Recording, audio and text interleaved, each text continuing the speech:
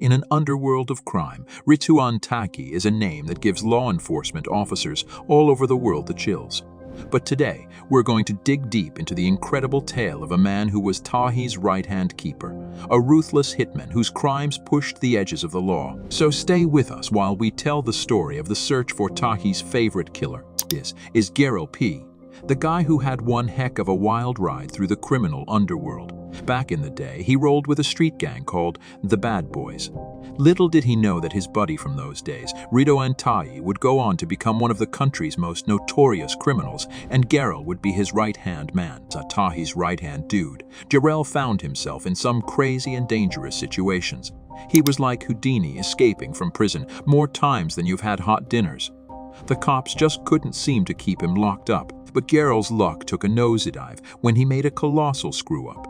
It all went down on September 9, 2015, with the tragic story of Ronald Backer.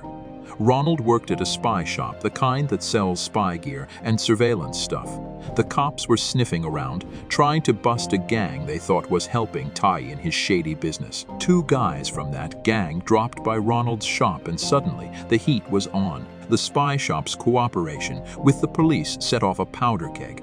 Taghi, always the ruthless one, accused the shop of spying on his crew, planting bugs in their cars, and even suggested blowing the place up with a bazooka.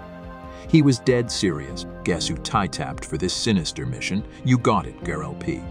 On that fateful day in September, Ronald Backer had no idea what was coming. A guy in a black jacket and helmet walked up to his car and opened fire. It was over in a flash, and Ronald's wife was left to deal with the gruesome aftermath. The guy on the motorcycle, none other than Gerald P.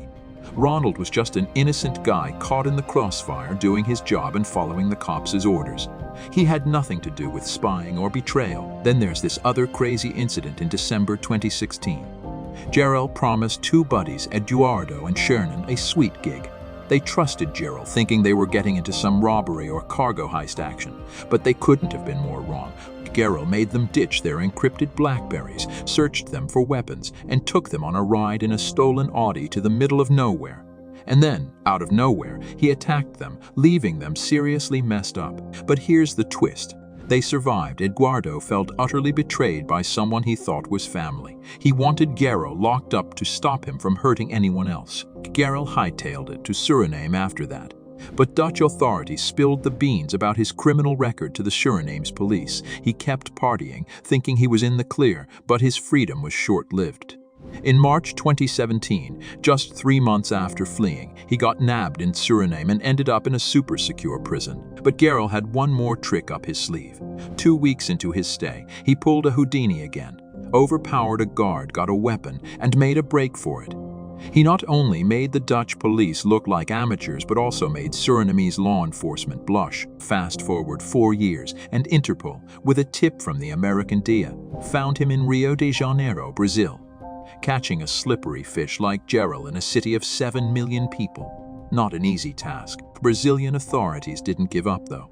They used a pretty clever tactic, talking to locals, street vendors, and even doctors to hunt him down. After months of sleuthing, they finally figured out where Gerald was living. But he sensed trouble and moved just in time. But the cops didn't give up. They showed Gerald's pic to everyone around, and a security guard at his new place spilled the beans. On July 7, 2021, Brazilian police pulled off a slick move. They called every apartment, pretended to test the phone lines, and when Gerald answered with his foreign accent, they had him. No drama, no fuss. So here's Gerald P., once Taghi's top hitman, facing a laundry list of charges, including a 20-year sentence for the attack on Eduardo and Shernan. Nobody really knows why he did all this crazy stuff, and we might never find out. Now he's just waiting for a one-way ticket back to the Netherlands, and it looks like Gerald's wild criminal ride has finally hit the brakes. Now, if you have any thoughts, feel free to leave them in the comments section below. Also, don't forget to hit subscribe and ring the notification bell so you never miss out on any of the interesting crime stories.